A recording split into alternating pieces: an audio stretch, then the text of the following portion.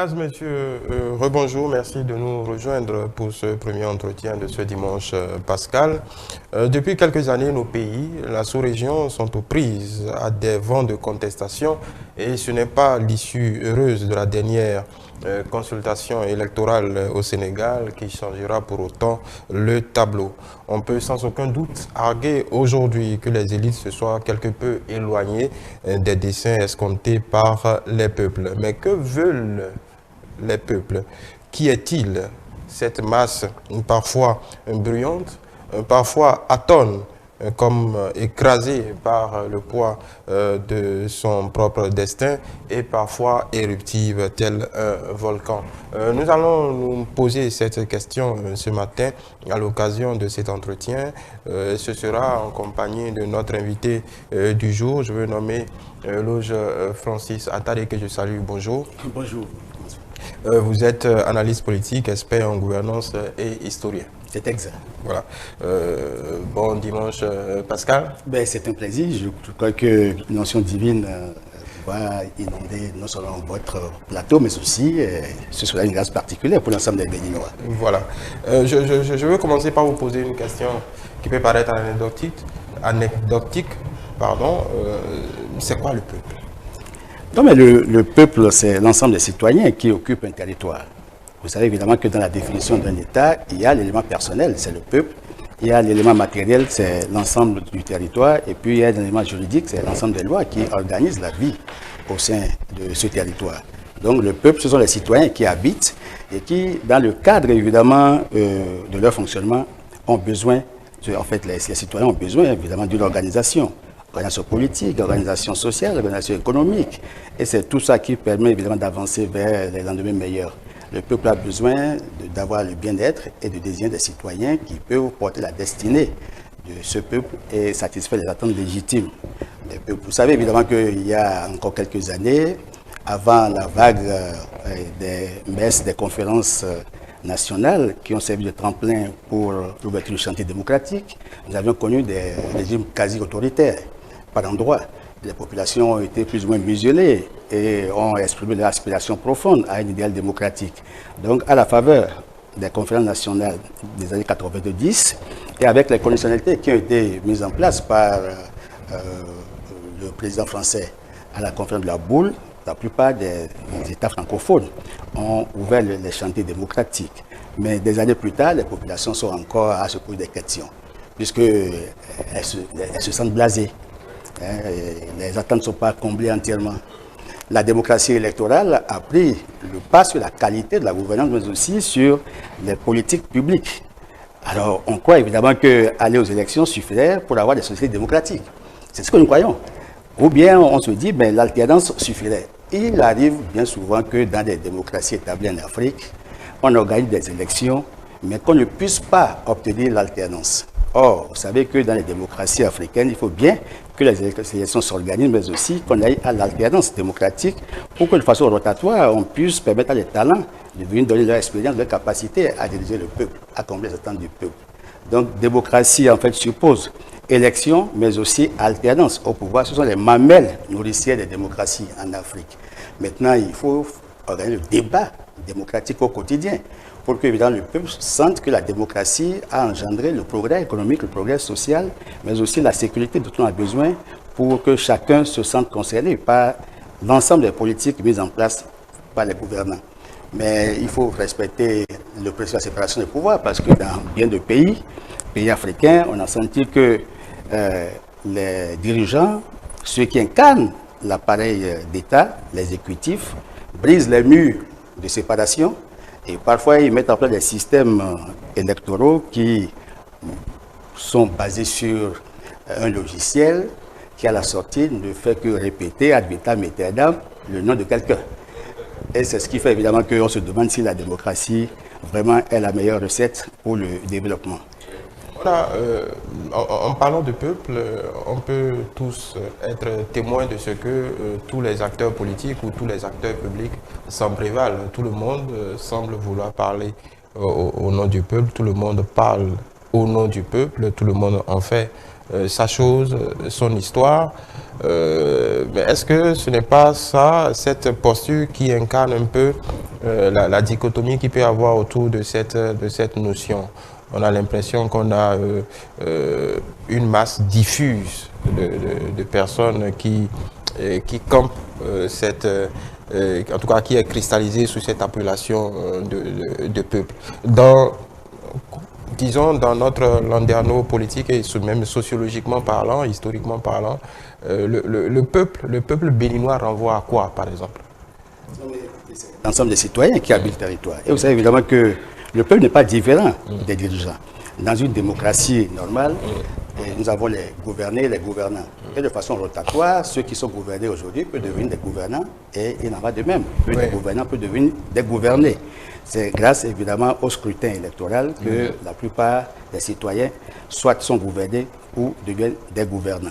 Vous savez évidemment que la démocratie étymologiquement veut dire démos, ça veut dire peuple, kratos, ça veut dire pouvoir.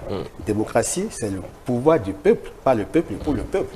Donc c'est un régime politique fondé essentiellement sur la gestion du pouvoir par le peuple. Donc les dirigeants sont l'émanation du peuple, aussi bien au Parlement qu'au niveau de l'exécutif. Même au niveau du judiciaire, vous n'avez que les citoyens. Donc le peuple n'est pas écarté. On a le sentiment qu'il y a une dichotomie lorsqu'on parle du peuple et que c'est une notion diffuse. Non, ce n'est pas une notion diffuse. C'est vrai évidemment qu'il y en a ceux qui sont investis d'un certain nombre de rôles. Et en fonction des niveaux de responsabilité qu'ils ont. Qui sont le peuple aussi. Mais oui, ils sont du peuple. Mais il y a la majorité silencieuse. C'est-à-dire ceux qui n'ont pas droit quasiment au chapitre, qui n'ont pas droit en fait, à la presse, qui n'arrivent pas à s'exprimer, mais qui ont des besoins. Puisqu'on ne dirige que pour le peuple.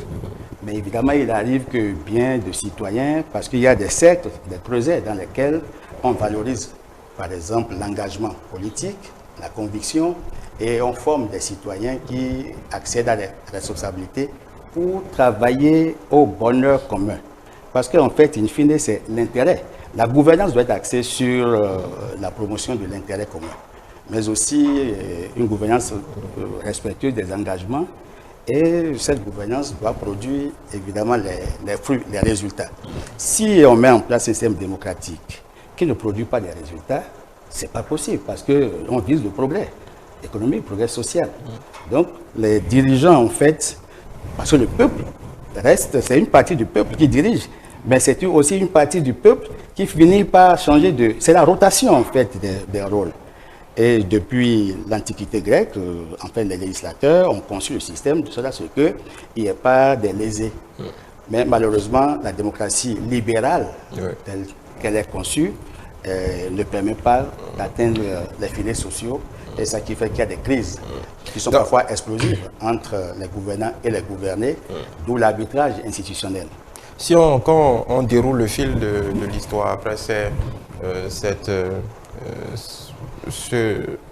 marque ou ce point de départ de 90 qui a marqué, disons, si on doit dérouler le fil depuis les années 90 avec ces conférences nationales qui ont prospéré ou pas dans certains pays, à quel moment les peuples ont commencé par... À quel moment les élites ont commencé par s'éloigner des desseins des peuples qu'ils dirigent? À quel moment sont apparues les premières fractures? Non, mais écoutez, les fractures sont apparues au moment où l'élite, en fait, l'intelligence africaine a fini par se trouver le rôle démocratique. Et la plupart de ceux qui sont plus éclairés et qui sont investis dans le champ politique ne défendent plus forcément les intérêts de la population. Ils y vont pour la plupart pour défendre leurs intérêts ou l'intérêt d'une corporation ou l'intérêt d'un parti politique. On met en place des politiques publiques, c'est bien pour l'intérêt de la population. Et si on vient un peu chez nous, depuis 90, il y a eu moult politiques publiques. Donc quelque part, on ne peut pas reprocher aux dirigeants de ne pas penser au peuple. Il y a un cadre structurel, mais aussi il y a des institutions qui doivent faire le suivi. Parce qu'évidemment, est-ce que les politiques publiques impactent? Ce n'est pas parce qu'on a défini, c'est pour cela qu'il faut voir les politiques de qualité, les politiques publiques de qualité. Vous savez que dans bien de pays africains, il n'y a pas forcément une bonne démocratie, des démocraties défectueuses. Il y en a plus. On a moins de régimes autoritaires aujourd'hui en Afrique, mais on a plus de démocratie défectueuse. Le modèle n'est pas le même lorsqu'on passe d'un pays à un autre ou d'une région à une autre. Quand vous voyez par exemple la région de l'Afrique centrale, vous voyez évidemment que parfois on sent que c'est une transition dynastique, un peu comme au Tchad. Vous avez vu, un peu comme au Gabon, il a fallu cette rupture qui est intervenue.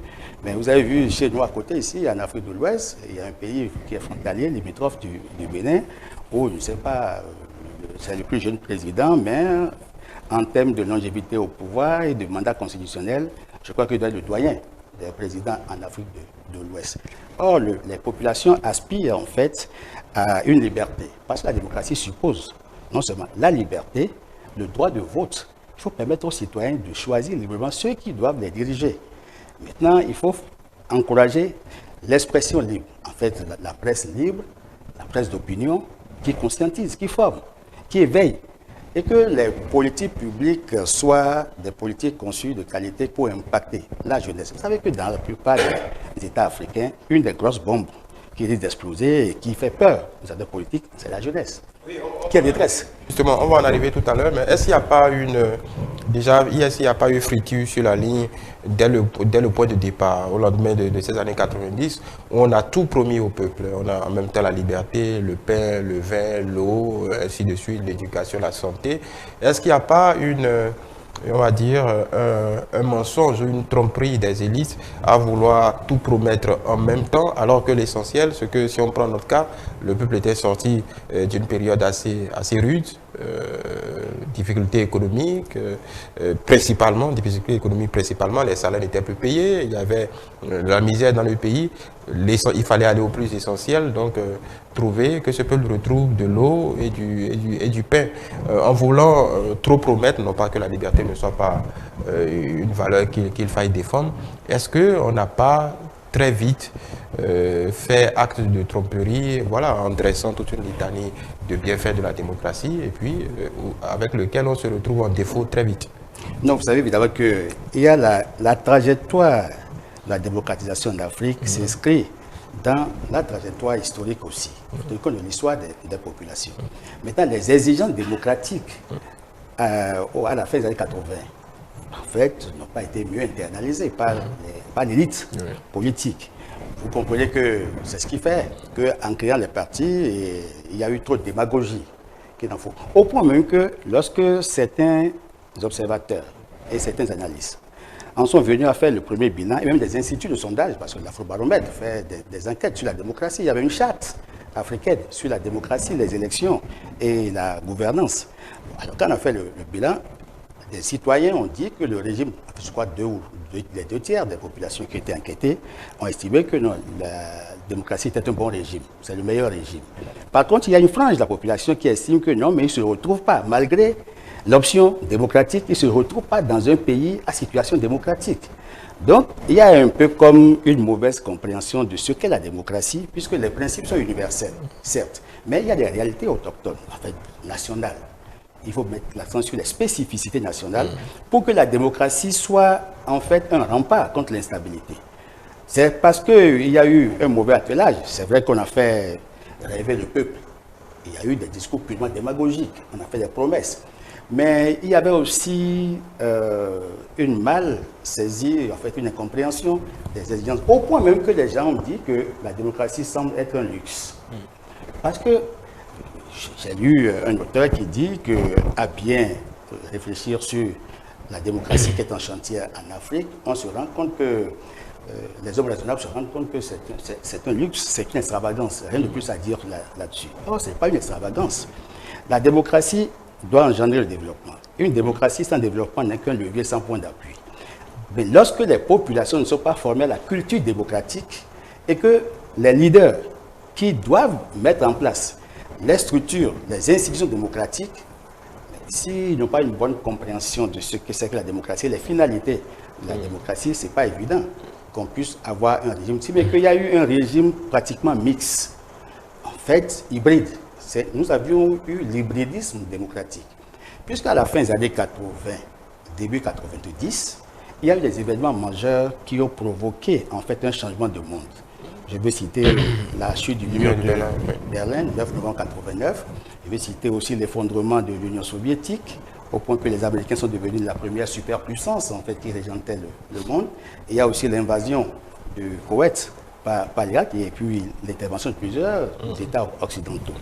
Donc, ces trois événements en fait, ont annoncé le changement du monde. Mais depuis ces dernières années, on a senti que dans la géopolitique, il y a eu un monde, il y a eu en fait d'autres puissances qui sont apparues.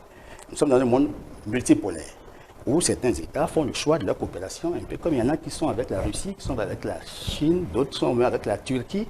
Il y a des modèles de démocratie qui ne sont plus les mêmes, forcément en Afrique. Les populations, en fait, ont cru à la démocratie, parce qu'ils ont estimé que c'était un régime moins dictatorial, mais un régime qui libère les énergies, qui libère, en fait, les forces productives. Et en chemin, ils ont constaté qu'il y a eu en fait une mauvaise application des principes démocratiques. Et ça a fait, non pas dans tous les États, hein. Bon, ben, c'est que quand on fait le bilan, on se rend compte que... En majorité analphabète, comment peut-il faire l'évaluation d'un système qui n'émane pas d'eux? Non, mais les populations savent bien ce dont ils ont besoin. Parce que la gouvernance vise simplement... Justement, ce qu'ils ont besoin, justement, les peuples ont besoin de quoi? Les peuples, nos peuples ont besoin de quoi? De l'eau et du pain? Non, il y a les besoins sociaux de base, oui. C'est-à-dire l'eau, l'énergie, l'école, la santé. Bon. Donc, il faut que, à travers les politiques publiques, l'État trouve les mécanismes pour impacter ces populations, pour que les personnes se sentent concernées par la gouvernance elle-même. Parce que c'est le fruit de la croissance qui est redistribuée, en fait. Il n'y a pas autre chose que ça. Le peuple aussi, les peuples veulent sentir qu'il y a une lutte efficace contre la corruption. Parce qu'on a vu que malgré les régimes qui ont précédé, qui étaient autoritaires, il se trouvait des gens qui avaient développé des habitudes, des comportements peu vertueux. Est-ce que c'est toujours vrai que les peuples veulent que les gouvernants luttent contre la corruption? Mais oui, dans notre pays, on était arrivé à un point où bon, le peuple adoubait cette sorte de ruissellement vers le bas. Donc, pourvu qu'on connaît tous l'anecdote où cette... disons, cette prise de parole du président de la République pendant sa tournée qui décrivait quelque peu notre sociologie. On est arrivé à un moment où notre peuple, le peuple, si on peut l'appeler ainsi, bon, tolérait toutes les déviances pour peu que ça lui profitât. Non, le peuple ne comprenait pas les mécanismes qui permettaient à ces acteurs de s'enrichir, de se mettre plein les poches. Oui, le peuple estime que c'est des facilités qu'ils ont au niveau de leur... Oui, pas forcément. Le peuple considère qu'avoir un fils ministre ou voilà, directeur général, ça leur permettait d'avoir leur part. À quoi mi-temps, c'est notre argent. Donc,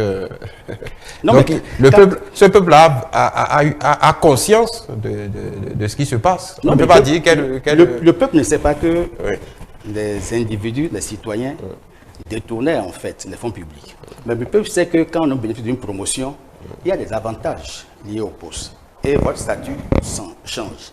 Votre situation économique change. Et vous avez des possibilités d'impacter, en fait, d'assister. Et vous avez plus de possibilités d'aider. Donc le peuple estime que lorsque vous bénéficiez d'une promotion, vous devenez ministre, directeur de société, vous avez forcément un salaire qui vous permet d'arrondir au mieux vos fins du mois et au-delà. Vous avez des avantages énormes. Donc vous êtes une fierté pour votre communauté, pour votre famille, pour votre village, pour votre circonscription. Et puis, il y a des libertés. Est-ce que ce peuple est vraiment, disons, ignore que ce salaire, fut-il mirobolant, ne peut pas suffire à endimancher tout le village, à supporter telle ou telle personne et que forcément, il y a cet argent à des sources délictueuses. Est-ce que ce peuple a été toujours dans la méconnaissance de ces mécanismes-là? Le peuple peut avoir des présomptions, que c'est possible que ce soit de l'argent détourné, mais n'a pas les mécanismes de contrôle pour savoir si effectivement il y a eu détournement. Il y a peut-être quelques élites qui savent bien que la façon dont tel cadre va dépenser dans sa circonscription, cette façon est douteuse. Bon, maintenant, il y a des structures de contrôle qui doivent faire leur travail. Si les structures de contrôle auditaient la gestion des différentes structures, des sociétés d'État, on verrait qu'il y avait des problèmes. Et à ce niveau, le pouvoir central pourrait prendre des sanctions contre les individus indélicats qui détournaient, qui siphonnaient les fonds publics. Donc le peuple, a priori, ne comprend pas grand-chose. En fait, je dis le grand peuple, hein, parce qu'il faut scinder le peuple en deux séquences. En fait, il y a l'élite qui comprend bien, il y en a qui comprennent, mais qui accompagnent, parce que ça les arrange. Mais il y a l'autre majorité silencieuse qui ne comprend pas, mais qui a plaisir à voir le cadre du village. C'est le poteau électrique, en fait, c'est la lumière, hein, de leur village. Parce qu'il est ministre, parce qu'il est DG, parce qu'il est conseiller spécial chef de l'État. Et quand il vient, on estime que quand il vient, il va mettre de la joie dans le cœur de chacun. Bon, donc ça veut dire, c'est en cela qu'on peut dire que le peuple aussi est complice de ce qui se passait. Mais la plupart des élites, même l'élite politique, savaient qu'il y avait des problèmes. Vous vous souvenez qu'un des grands acteurs politiques a dit ici que sous Kérékou, les gens se servaient avec la cuillère, mais que sous le règne de Boni Yaï, c'est avec la louche. Et on a dit, faisant en sorte que les gens n'aillent pas au bol. Donc, je crois que dans le cadre de la lutte contre la corruption, il y a eu certes des structures qui ont été mises en place, il y a eu un dispositif institutionnel mis en place pour lutter contre la corruption, mais malgré ça, il se trouve des cadres indélicats qui continuent de siphonner les fonds publics. Mais aujourd'hui, avec le système qui est mis en place au Bénin, avec la cueillette, parce que c'est une épée de Damoclès, bon, ça fait peur. Et tout ce qu'il y a comme structure de contrôle, bon, on peut dire que la corruption est marginale. On n'a pas encore la corruption zéro, mais la corruption est marginale. Ça, c'est pas le sujet principal, mais les aspirations de démocratie, oui. Les aspirations de démocratie depuis 1990. Oui. Justement, la manière dont vous le formalisez, est-ce que c'était réellement les aspirations démocratiques des peuples ou les aspirations démocratiques d'une certaine élite qui propose un schéma au peuple, le fait adouber et de suite rentre dans son agenda? Est-ce que ces aspirations telles qu'on les présente 30 ans, plus de 30 ans après, ont été réellement les aspirations du peuple, ou il a suffi que ce peuple vota par référendum pour qu'on dise, bon, écoutez, le peuple voulait ça? Non, le peuple, en fait, observe la gouvernance, mais n'a pas la possibilité de prendre des mesures ou de mener des actions. Il se trouve qu'il y a une frange de population éclairée qui vient, en fait, galvaniser ce peuple pour lui indiquer la voie. C'est ce qui a fait, évidemment, que les dérives totalitaires du régime marxiste-léniniste ont été combattues par des étudiants, par des cadres qui ont estimé que non, il fallait arrêter la CIE et il faut changer parce qu'il y avait les droits de la personne humaine qui étaient violés. Parce que le peuple, en fait, est suffisamment regardant sur la question du respect des droits de l'homme, des droits de la personne humaine. Parce qu'on savait que les gens allaient à Sekbanan et puis dans d'autres pays, il y avait les goulags, en Afrique de façon générale. Donc la répression n'est pas bien acceptée par nos populations, parce qu'on estimait que c'était un régime de répression. Ce régime, il faut le changer. Et lorsqu'on leur a chanté évidemment les vertus de la démocratie, liberté par ici, liberté par là, avec la possibilité que de façon rotatoire, les citoyens, enfin, le personnel politique puisse passer de telle fonction à telle autre, ne peut pas estimer que ça fait un régime plus ouvert, c'est une ouverture démocratique, il faut saluer. En mettant beaucoup d'espoir dans ce régime. Mais par la suite, je crois que par endroit, on a constaté que le peuple a été dupé. Et c'est ce qui fait évidemment que nous avions connu malheureusement des retournements de situation, des changements anticonstitutionnels de régime avec son propre consentement. Bon, le peuple n'avait pas une idée claire. En fait, quand on dit le peuple, c'est que soyons un peu indulgents. C'est pas tout le monde. Mais la grande majorité. Mais un analphabète ne veut pas dire bête. Hein. Le peuple sait bien ce qui se passe. Parce que quand vous dirigez les maisons par ici, quand vous achetez les véhicules par là, vous ne vivez pas hors du territoire, vous n'êtes pas extraterrestre. Le peuple observe et sait ce qui se passe.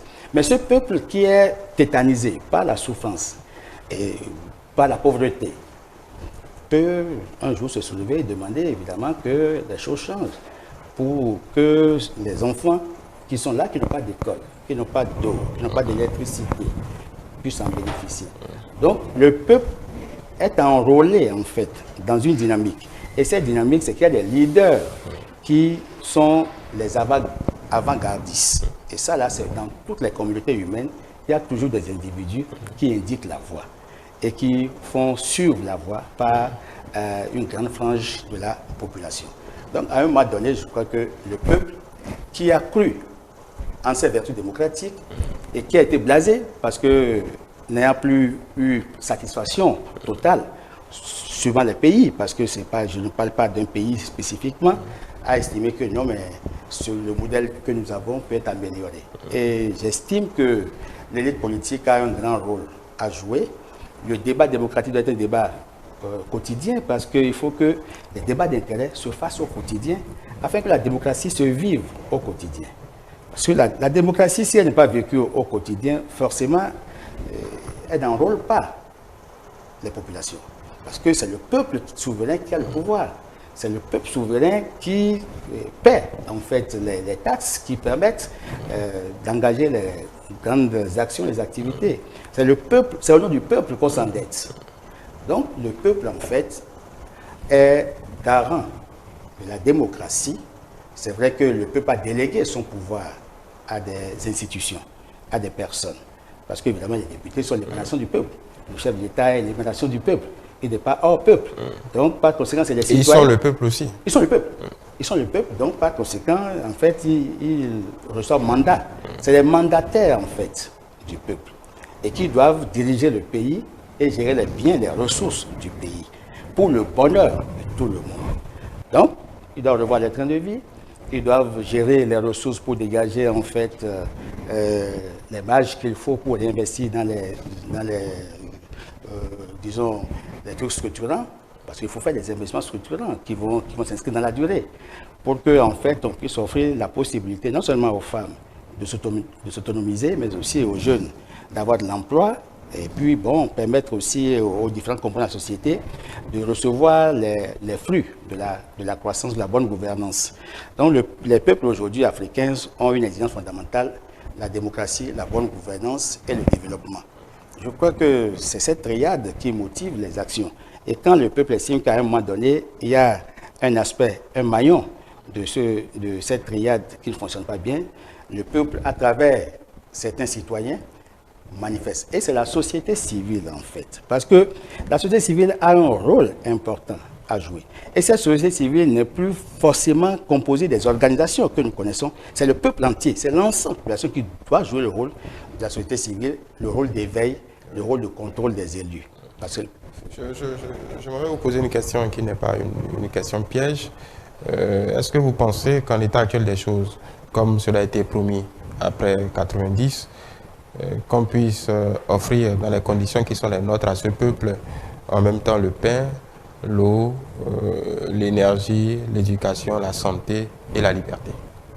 Oui, mais écoutez, c'est des promesses en fait. La liberté au sens, voilà, on est libre, on fait pas qu'on fasse ce qu'on veut, mais bon, on doit jouir de la liberté, on va dire presque absolue, voilà, et avoir une marge de manœuvre totale, que les dirigeants s'accommodent de nos envies et de nos exigences. Est-ce qu'on peut réellement tout avoir tel qu'on le présente quotidiennement et tel que les offres politiques, les différents hommes politiques, les différentes offres politiques qu'on a plaisir à commenter, à consulter parfois, le professent également?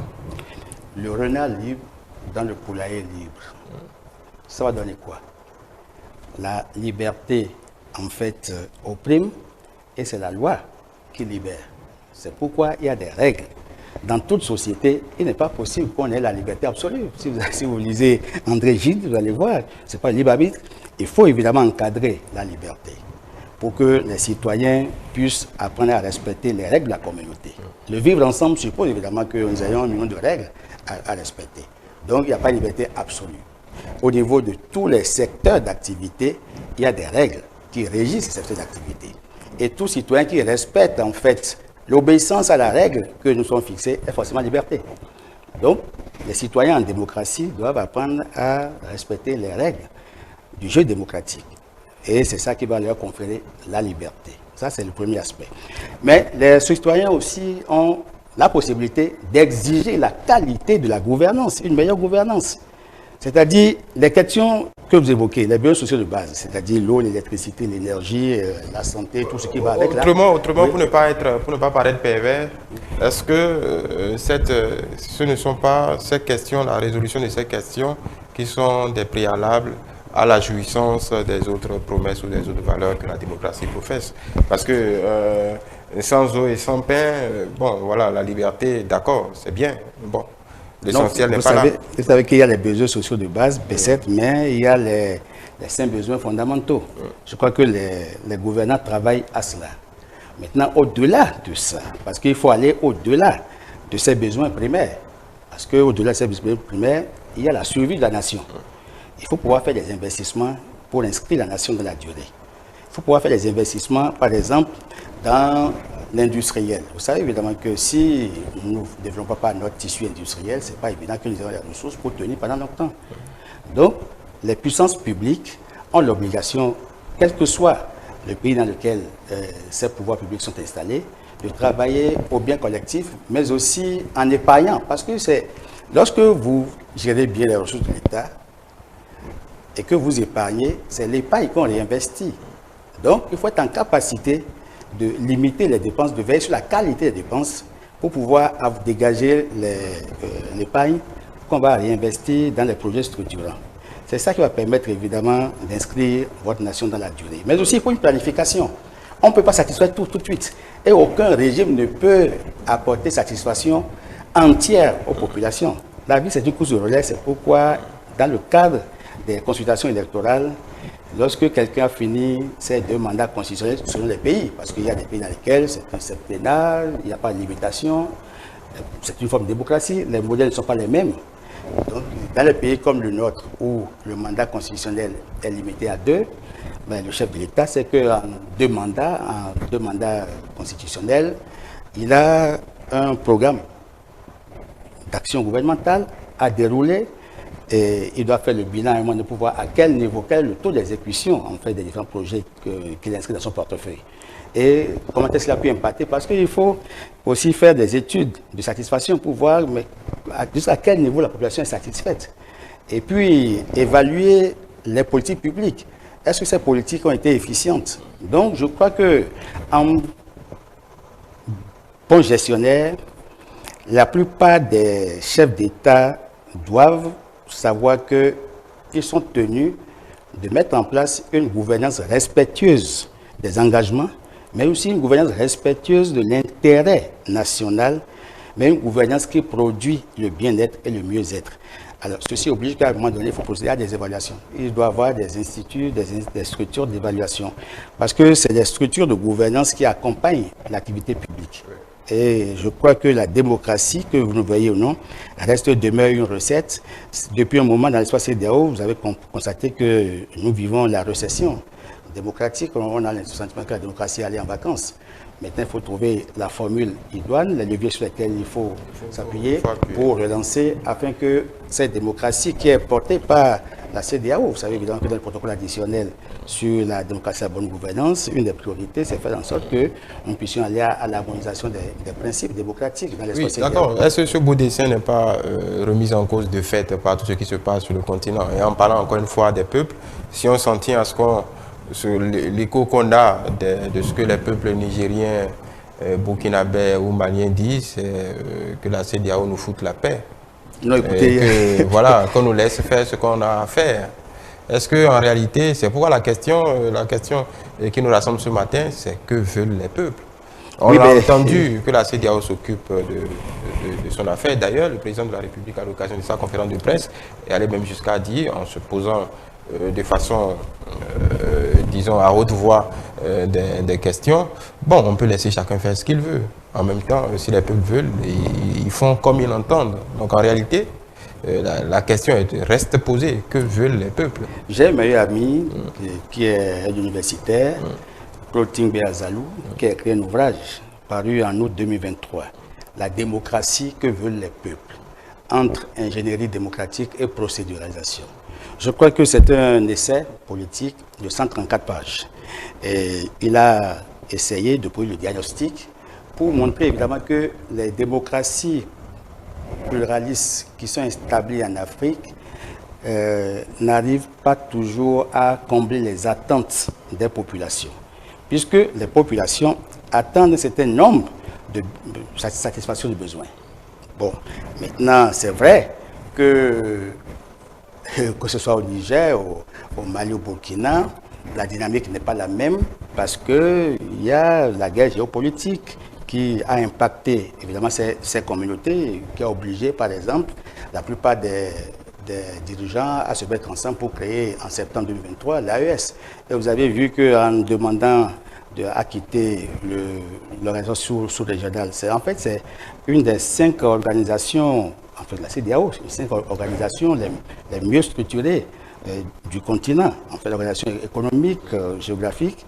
Ben, malheureusement, c'est qu'en demandant à quitter, ils violaient en fait un des principes. Puisque l'article 91 du traité stipulait que pour quitter, c'est en 12 mois. Donc la procédure dure au moins 12 mois et pendant ce temps, vous continuez à payer vos cotisations parce que vous pourrez revenir encore. Donc en temps, il y a une diplomatie active qui permet de négocier pour revenir. Donc je veux dire que la question des populations, les peuples sont exigeants. Pourquoi? Parce qu'en fait, vous savez, ils disent qu'ils veulent une CEDEAO, parce que pour répondre à votre question, ils veulent une CEDEAO des peuples et non une CEDEAO des dirigeants. Parce qu'ils ont, ils ont le sentiment... Est-ce que ça ne relève pas du slogan? Très concrètement, qu'est-ce que ça veut dire? En français facile, CEDEAO des peuples, CEDEAO... C'est-à-dire qu'ils veulent évidemment que ce soit une communauté qui prenne en compte les besoins des populations. C'est-à-dire parce que nous sommes en train d'aller à l'harmonisation des politiques. La CEDEAO, en fait, suppose, c'est une intégration. Oui, justement, d'où ma question. On peut supposer, dans une certaine mesure, on n'a pas de baromètre fiable, que, bon, à la date d'aujourd'hui, peut-être moins au Mali aujourd'hui qu'au Burkina, que les Nigériens disent, oui, voilà, le coup d'État, ça nous va, donc laissez-nous tranquilles avec ce qu'on a. On peut considérer, dans une certaine mesure, que c'est ce que le peuple se dit. Donc, opposé à ça, à l'idée que la communauté se fait, ou l'idée qu'on se fait d'une certaine démocratie, est-ce qu'on peut mettre les deux sur le même pied? Non, vous savez que nous avons des règles communautaires et nous avons fixé des objectifs communs ensemble depuis 1975. Bon, maintenant, il n'y a que les meilleurs évaluateurs, c'est la population, c'est le peuple qui évalue. Le peuple a beau être analphabète, mais il évalue. S'il estime que la qualité de la gouvernance ne lui permet pas d'avoir son compte, ce peuple peut être facilement une cible qui va s'enrôler, que quelques politiques vont en fait manipuler. Parfois, dans les démocraties africaines, il y a beaucoup de manipulation, puisque le peuple pour lequel on agit ne comprend toujours pas les desseins cachés, les buts cachés des acteurs politiques. Puisque les acteurs politiques, en fait, entre eux-mêmes, se livrent des coups bas et se tirent entre les jambes. Donc le peuple serait victime de ces élites? Mais oui, parfois le peuple est otage. On parle d'adultes, hein, on parle de personnes qui ont des familles en gestion, on parle d'hommes, on ne parle pas de... Le champ politique, en fait, c'est un champ de manipulation. Maintenant, il faut faire en sorte que nous puissions promouvoir l'éthique et l'éthique en politique, l'éthique et la morale. C'est important. Sinon, vous savez que la démagogie a tout fait de prendre place en politique. Mais on vous fait rêver, il y a un acteur politique majeur, vous savez, qui est au Bénin ici, qui a dit, mais pour ceux qui croient aux promesses électorales, ça fait leur problème. Je ne vais pas citer son nom, vous le connaissez mieux que moi. Donc ça veut dire qu'en politique, tout est permis. Maintenant, c'est dans le déroulé, à l'opérationnel en fait, qu'on peut juger de la pertinence des actions qui sont menées. Et c'est à ce titre, c'est à ce niveau qu'il faut voir la qualité des politiques publiques, en fait, quels sont les choix que nous faisons pour impacter nos populations. La démocratie, elle n'est pas si mauvaise que ça. Mais c'est quand elle est bien comprise. On ne fait pas le procès de la démocratie, voilà, mais on veut appréhender exactement ce que les peuples escomptent de ce système. En réalité, on veut questionner quelque peu leurs exigences, comme vous le dites, et leurs desseins. En prenant par exemple, en se collant à l'actualité, au Sénégal, on vient d'assister à un référendum contre la gestion de Macky Sall. Mais dans le même temps, je vais poser ma question, est-ce que les peuples peuvent se tromper? Je ne dis pas que les Sénégalais se soient trompés, mais est-ce que le peuple, ou autrement, est-ce que le peuple a toujours raison? Parce que tout le monde en convient que Macky Sall est peut-être le président de la République, en tout cas dans l'histoire du Sénégal, qui a projeté le pays dans une certaine dimension, qui est Le Sénégal a été profondément, quoi qu'on en dise, profondément transformé ces dernières années à des niveaux, disons, appréciables en tout cas. Tout cela vient d'être, je ne dirais pas balayé du revers de la main, hors conflictualité politique, mais sur le bilan. Le bilan ne vaut plus, tout ce qui a été fait ne vaut plus, parce qu'on veut une autre offre politique. Est-ce que, en prenant exemple sur ce cas bien précis, le peuple a toujours raison? Mais écoutez, vous avez évoqué un cas très illustratif, le cas sénégalais. Vous aviez vu l'embellie économique, vous avez vu les réalisations infrastructurelles. Mais il y a eu des coquilles. Les coquilles, c'est les coquilles en fait, de la gouvernance qui ont fait évidemment que Macky Sall n'a pas pu faire gagner son dauphin, Amadou Ba. Mais pourquoi? Parce qu'il a provoqué des épreuves de nerfs. Malgré sa détermination à jouer au bon démocrate, il lui est arrivé parfois de faire de la diversion. Est-ce que dans ce cas précis, le peuple n'a pas simplement, une bonne partie du peuple n'a pas simplement versé dans l'émotion, sans faire injure au résultat de ce scrutin? Non, mais vous savez que les rendez-vous électoraux, en fait, pour les observateurs attentifs de la vie politique internationale et surtout de la dynamique démocratique est en cours dans l'espace CEDEAO, pour ne citer que ce cas parce que le Sénégal est membre de la communauté. Ils savent que les rendez-vous électoraux sont des rendez-vous importants. Et le peuple veut toujours avoir la possibilité d'aller exprimer son vote libre. Et lorsqu'un chef d'État fait convoquer le corps électoral et qu'après l'annule et fait du dilatoire, donnant un peu l'impression qu'il veut se donner un bonus présidentiel de façon conjoncturelle, et que dans l'espace CEDEAO, on sent évidemment que le virus du troisième mandat est en train de contaminer beaucoup de chefs d'État, le peuple est plus ou moins braqué et attend à ce que les principes démocratiques soient respectés. C'est-à-dire organiser les élections à bonne date et permettre l'alternance au pouvoir. Or, Macky Sall, vous savez qu'il avait entretenu un flou et par la suite, il a dit que non, c'est pour éprouver les institutions démocratiques, que la démocratie n'est pas un fleuve tranquille et que les gens lui font le procès de chercher un troisième mandat, mais qu'il n'en est pas question. C'est le 3 juillet 2023, dans le 20h, qui s'est adressé à la population pour dire qu'il tient à sa dignité, à sa parole. Mais curieusement, le 3 février 2024, à quelques heures de l'ouverture de la campagne électorale, il a fait un report, mais appuyé par l'Assemblée nationale. Il a fallu le Conseil constitutionnel, parce que dans l'architecture institutionnelle évidemment, du Sénégal, le Conseil constitutionnel, qui est l'équivalent de la Cour constitutionnelle, a arbitré pour réguler, pour l'obliger évidemment à avoir la posture démocratique qu'il faut. In fine, on a vu que Macky Sall a fini par respecter le principe, les jeux, et a fait appliquer scrupuleusement les décisions du Conseil constitutionnel, ce qui a permis d'organiser un scrutin présidentiel sans contestation, sans heurts, en sécurité. J'ai même vu des grabataires, des vieux, fatigués, malades, qui ont pris leur carte pour aller voter. Parce qu'on a vu avec quelle ferveur, quel enthousiasme les gens sont allés voter. Donc pour parce qu'ils sont allés choisir. Voilà. Vous avez dit que c'était un référendum, c'est vrai, mais c'est un troisième larron. C'est un troisième larron. Puisque dans la guéguerre qui opposait Ousmane Sonko à Macky Sall, le peuple a compris évidemment qu'il y avait un harcèlement du côté du PASTEF. Et cette technique de victimisation, forcément, oblige le peuple à prendre fait et cause pour celui qui est plus faible. Et d'où ma question, le peuple a toujours raison. Oui, le peuple, parce qu'en fait, démocratie, c'est le peuple. Démocratie, c'est le peuple qui choisit. Mais le peuple peut se tromper. Dans la durée, on peut peut-être apprécier le choix. Mais pour l'heure, enfin, parce qu'il y a beaucoup d'émotions, beaucoup de passion dans ce qui s'est passé.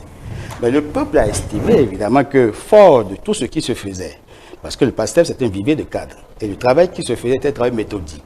Donc, tout le monde voyait, en fait, Ousmane Sonko qui incarnait, en fait, les aspirations de la jeunesse. Puis cette jeunesse, évidemment, ne s'est pas sentie concernée par la gouvernance et est en détresse. Et a lu, en fait, en Ousmane Sonko, son messie. Mais comme il y a eu, évidemment, tellement de problèmes, et que finalement, c'est le secrétaire général, c'est Bassirou Diomaye Faye, qui a fini par être désigné par Ousmane Sonko pour continuer la course, mais le peuple a dit non, mais comme c'est le choix d'Ousmane Sonko, on lit toujours Ousmane Sonko à travers Diomaye Faye et par conséquent, on donne le vote à Diomaye Faye pour qu'il vienne dégager tous ceux qui sont de Macky Sall et compagnie. Donc finalement, le jeu politique, parce que vous savez évidemment qu'en politique, tous les coups sont bons. Bon, les gens sont passés de Machiavel à l'art de la guerre de Sun Tzu. Donc les stratégies visent essentiellement à maintenir et à préserver le pouvoir pour sa succession. Bon, donc je crois que cette fois-ci, le Sénégal vient de donner une leçon de démocratie. Et il faut se féliciter évidemment du dévouement, mais aussi tout le de monde la qualité. Tout le monde répète depuis cette élection, mais le Sénégal donne une leçon de démocratie. On l'a dit aussi pour nous, hein, le Bénin, bon élève de la démocratie. Qu'est-ce que ça vaut en réalité, ces qualificatifs? Et c'est pour qui? Le Sénégal donne une leçon de démocratie à qui? Non, mais en fait, c'est que nous avions vu sur le continent et dans notre sous-région beaucoup de faits, en fait, qui ne sont pas démocratiques. Mais ça ne veut pas dire que forcément ce sont les États démocratiques qui travaillent pour le progrès. J'ai vu des pays africains peu démocratiques qui ont des résultats impressionnants au plan économique, au plan social. Bon, maintenant, c'est que ça dépend si c'est le peuple qui l'accepte ici. Puisqu'il appartient au peuple de choisir ses gouvernants. S'ils estiment qu'ils ont le pain et la paix, vous avez vu en Libye, quand Kadhafi était là, quel bonheur les Libyens n'avaient pas. Mais depuis qu'il est parti, au nom de la démocratie, alors qu'est-ce qui a pu se passer? Aujourd'hui, je crois que les Libyens n'ont pas la paix. On aurait dû laisser en fait, le président à sa place. Je ne dis pas que c'est un modèle qu'il faut promouvoir, mais il faut faire des comparaisons pour en tirer des leçons, puisqu'il avait beaucoup de facilités que le peuple avait. Parce qu'évidemment, le pétrole était mieux géré. Alors, les questions de ressources du sol et du sous-sol, les questions d'hydrocarbures, vous savez qu'on sont souvent source de tensions et de convoitises. Donc la plupart des crises que nous avons dans les États sont instrumentalisées depuis, je crois, des instances, depuis les tribunes que vous et moi connaissons. Donc c'est les rivalités entre les puissances, en fait, qui impactent négativement parfois la qualité de la gouvernance et créent l'instabilité dans nos pays. C'est pourquoi il faut des acteurs politiques majeurs pour faire le jeu démocratique et travailler à l'atteinte des objectifs qu'ils se sont fixés, en fait, pour permettre finalement à la population de tirer le meilleur profit de la recette démocratique. Une autre question, celle-là un peu sur je me permets de vous amener sur un terrain assez glissant. Est-ce que le peuple ivoirien aurait tort, à la date d'aujourd'hui, de donner un 4e mandat à Alassane Ouattara, quand on sait également, comme pour Macky Sall au Sénégal, ça c'est encore une autre dimension, que le pays se développe à grands pas, les infrastructures, la bonne santé économique, et puis pour ce que ça vaut, une 3e étoile de Coupe d'Afrique. Est-ce que ce serait fait en torse à la démocratie? Est-ce que la démocratie serait assassinée, comme certains le disent, si Alassane Ouattara se présente pour un autre mandat et que le peuple lui en donne quitus? Je ne suis pas de ceux qui pensent qu'il faut laisser le président s'éterniser au pouvoir. Il y a des mandats constitutionnels, mais aussi il faut faire en sorte que si vous me dites que parce qu'il a réalisé, il a fait de grandes réalisations, et qu'au plan économique, il y a eu une embellie, et que oui, le peuple peut juger qu'il a le pain et le vin, donc bon, il peut rester. Je crois qu'en fait, si vous me dites que il va pas partir, il ne va pas mourir, hein, si vous me donnez la garantie oui, que... Oui, comme ça, c'est hors des limites humaines. On vit, on naît, on vit, on meurt. Il faut donc forcément ça, travailler à l'alternance. Il faut travailler à l'alternance parce qu'il n'est pas le seul cadre de son parti politique. Il doit. Forcément, vous savez que beaucoup de gens le professent. Est-ce que l'alternance est forcément un signe de bonne santé démocratique ou un marqueur? On l'a vu avec, c'est vrai que ce sont d'autres mécanismes électoraux. Angela Merkel a fait 15 ans au pouvoir. Dans le cas sud-africain, tant que la coalition dure, Ramaphosa peut faire 10 ans, 20 ans au pouvoir. Donc, et on ne dira pas que l'Afrique du Sud n'est pas un modèle démocratique pour autant. Oui, j'ai dit évidemment que les démocraties se succèdent mais ne se ressemblent pas. Donc selon qu'on passe d'une région à une autre, d'un pays à un autre, ben, ce n'est pas le même modèle. Mais il faut quand même travailler à ce que nous ayons la possibilité de permettre, de favoriser la rotation du personnel pour que d'autres talents viennent donner leurs preuves, leurs capacités et que le peuple puisse apprécier. Ben, si pas extraordinaire, je doute fort parce que je sais que le président Ouattara, depuis un moment, il sent le poids de la fatigue. Il y a l'usure du pouvoir aussi. Pour sa bonne santé, parce que... l'Afrique qui est venu lui donner un coup de boost. Oh, même si ça le requinquait, je crois qu'il ne faut pas qu'il croie qu'il a encore le touriste d'un jeune. Non, je crois qu'il y a le statut, dans la plupart des États africains, il y a le statut d'ancien chef d'État qu'on a créé. Ce n'est pas en fait par hasard, c'est parce qu'on estime que ça va leur permettre d'avoir une vie décente. Ils ont besoin, quand ils ont travaillé, à un moment donné, de se retirer de la scène politique, d'être des conseillers, des sages pour orienter. Vous voyez, Macky Sall, maintenant en quittant, je crois qu'il a été fait, sauf erreur de ma part, si M. d'exil, il a été fait envoyé spécial du 4P, c'est-à-dire le partenariat. Oui, c'était fait avant. C'était bien fait avant. Bon, alors, donc je crois qu'avec ça, il sera encore occupé, il ne sera pas désœuvré. Donc, c'est une autre occupation parce que le pouvoir d'État... Je vais vous poser ma question autrement, pour que vous répondiez à ma question. Est-ce que le peuple ivoirien n'aurait pas tort de renoncer à Alassane Ouattara qui veut bien continuer? Je fais une supposition, je ne dis pas que c'est ce qu'il veut, qui veut bien continuer. Et au regard de ce que ces résultats du moment démontrent, est-ce que le peuple ivoirien n'aurait pas tort en recherchant coûte que coûte l'alternance, d'envoyer tout ça à la poubelle? Ces résultats, en fait, ne sont pas les résultats du président Ouattara, institut personnel. Il est même une institution. Mais c'est un système qui a produit ces résultats. Et ce système est fait de compétences et de cadres. C'est le leader du système. Ben oui, c'est lui qui donne l'orientation. Oui, mais le leader du système... C'est lui qui rêve et puis le système fait. Il faut que les chefs d'État africains apprennent à passer la main pour que nous ne vivons pas ce qui se passe au Cameroun. Vous avez vu, à 91 ans, le parti continue encore de le désigner pour qu'il puisse aller à un autre mandat.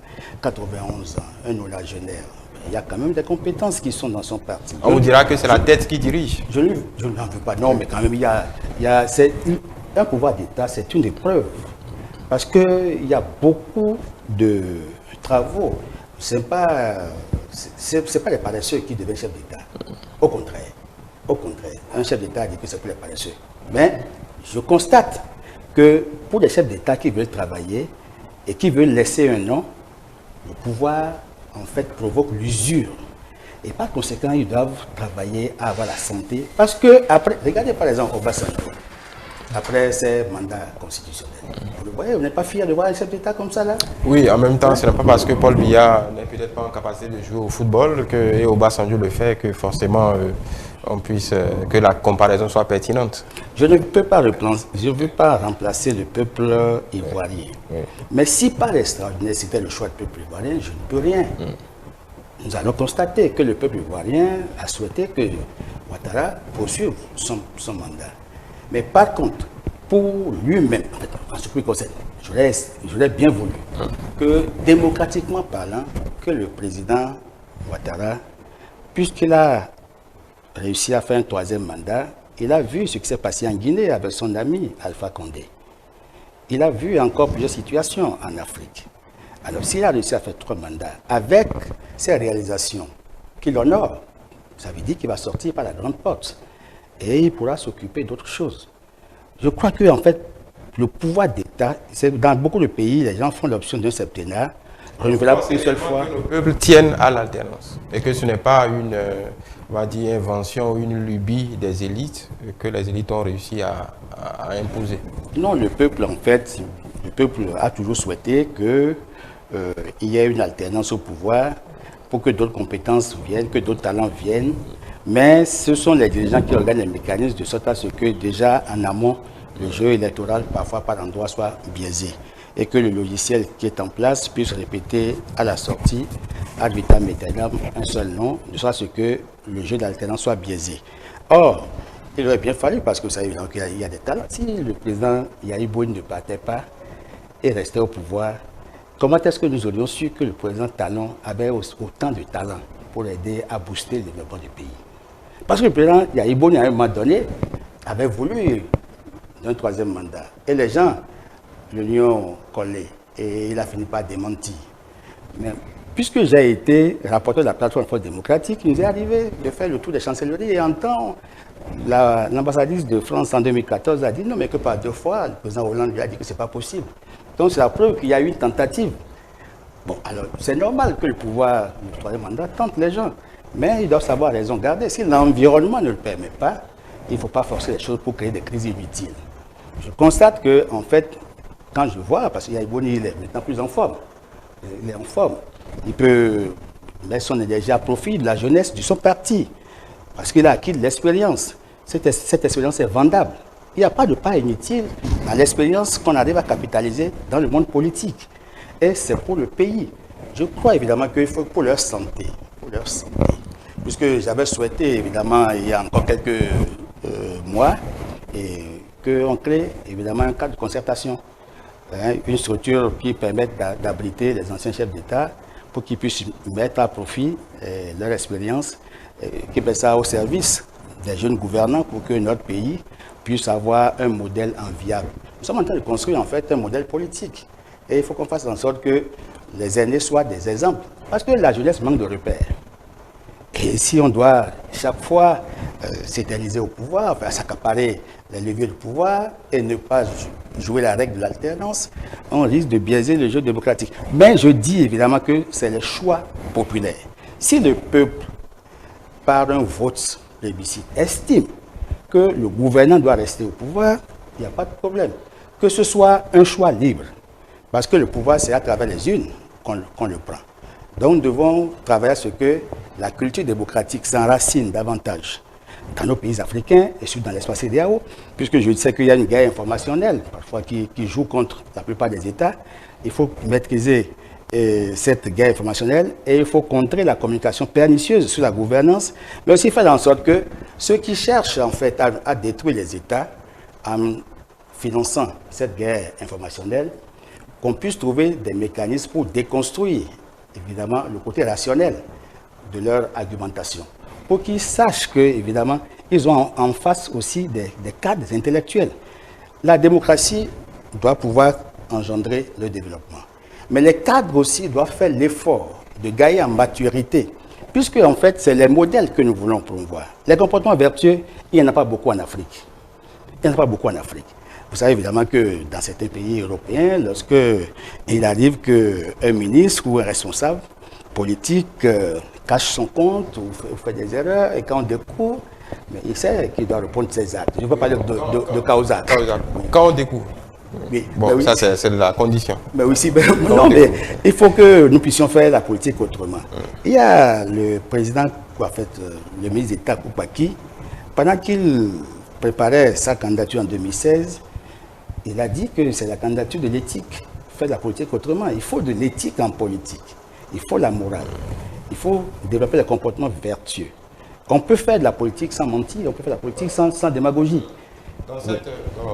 Et on va finir là-dessus. Dans cette veine, dans cette époque où, on va dire, nos systèmes de gouvernance se cherchent, où ce qui a prévalu depuis 90 est fortement remis en cause, si nous sommes dans une quête de modèle de gouvernance propre, quelle est la part que le peuple doit occuper dans cette quête pour qu'on ne reprenne pas les mêmes erreurs du passé? Je crois que pour ceux qui ont l'honneur et la responsabilité d'orienter le peuple, il faut que les choix en fait soient faits avec l'adhésion du peuple. Oui, bon, l'adhésion, pour ne pas refaire le débat, l'adhésion c'est le recourir, le référendum, et puis vote oui, non, et puis on passe à autre chose. Le peuple aura adoubé. Oui, mais écoutez, ce que vous dites comme référendum, c'est aussi facile. Oui. Mais il faut faire en sorte que, ceci est de quoi je parle. Bon, est-ce qu'il y a d'autres moyens de requérir l'adhésion du peuple? Non, c'est le référendum, mais c'est bien, il faut communiquer, il faut sensibiliser, pour que le peuple sache réellement quels sont les tenants et aboutissants des options que nous faisons. Maintenant, il faut que ce peuple accepte des mécanismes de contrôle. Il faut que le peuple puisse contrôler, et à travers la reddition des comptes. Vous savez évidemment qu'il y a dans certaines structures, on a vu des gens sur le terrain aller rendre compte de la gestion. Je crois que dans un pays pas très, je crois que c'est en Côte d'Ivoire, le ministre du budget a élaboré un budget citoyen et fait la tournée, il doit être en tournée actuellement, pour expliquer le budget aux communautés. Pas, mais le budget citoyen est édité par la direction du budget depuis un bon bout de temps. On peut communiquer pour que les gens sachent à peu près quels sont les grands volets du budget et qu'est-ce qu'on peut faire pour cette année. Ça permettra aussi de faire le suivi. Et ça va contrer la communication pernicieuse de ceux qui ne supportent pas la gouvernance actuelle. Donc, il faut évidemment que les acteurs politiques jouent pleinement leur rôle, mais en associant le peuple et en le mettant au cœur des grands enjeux. Nous avons des défis que nous devons relever.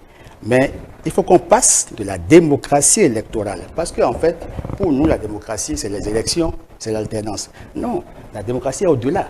La qualité de la gouvernance, parce que la démocratie doit produire des résultats. Il faut voir des résultats économiques, des résultats sociaux. Est-ce que les piliers sociaux sont atteints maintenant? Quels sont les mécanismes de transfert que nous avons? C'est ça qu'on doit évaluer pour pouvoir améliorer la qualité de la gouvernance pour que la démocratie se porte au mieux. La démocratie, l'idée démocratique, en fait, ne peut être soutenue dans la durée que lorsque la démocratie produit des résultats. Et il faut que les dirigeants... Parce que la démocratie, tout le monde donne du pain et de l'eau, du vin... Il y a un minimum, il y a un minimum qu'il faut apporter à la communauté. Mais aussi, les dirigeants sont davantage fiers d'avoir réussi à apporter, en fait, à la communauté les besoins sociaux de base. Maintenant, les réalisations infrastructurelles, les pôles industriels, tout ça participe à la croissance économique. Donc, parce que s'il n'y a pas de routes, on ne peut pas en fait les marchandises. Parce que dans pas d'endroits, je me rappelle qu'au Bénin, ici, il y avait des communautés, en fait, des zones qui n'étaient pas, qui étaient enclavées. Et les pistes ne sont pas carrossables. Bon, en fait, or, quand la route passe bien, on peut sortir les productions des champs pour les amener vers les marchés. Donc, il faut veiller à ce que les pouvoirs publics fassent des réalisations infrastructurelles qui répondent aux attentes des populations. Il ne faut pas aller faire des routes là où il n'y a pas de... Il faut que la rentabilité économique de la route. Maintenant, il faut faire en sorte que les écoles, les soins de santé, parce que je crois que je peux saluer la gouvernance actuelle, parce que nous faisons des efforts pour éviter les évacuations sanitaires qui coûtaient lourdement, en fait, qui pesaient sur le budget, qui obéraient même le budget. Donc, il faut créer, en fait, les conditions.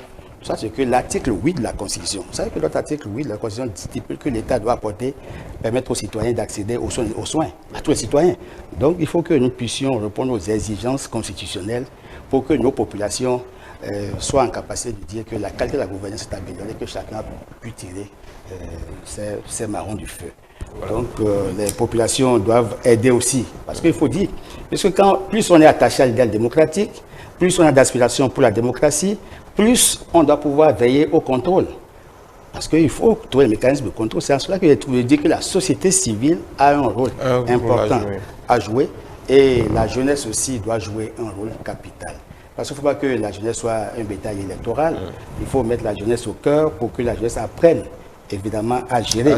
Pour qu'on s'assure que cette jeune qualité pourra assurer la relève de qualité pour que notre pays évidemment ne tombe pas. Ce qui est éternel, c'est le Bénin. Les individus vont passer. Merci, Eloge Francis Attadé, merci.